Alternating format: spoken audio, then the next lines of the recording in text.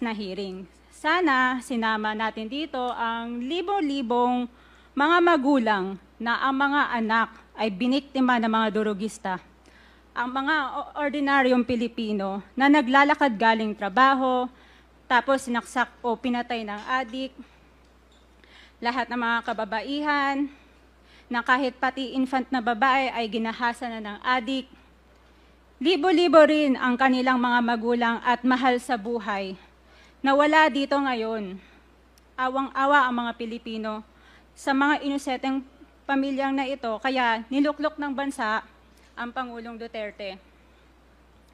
Ang drug war ng Pangulo ay policy lamang.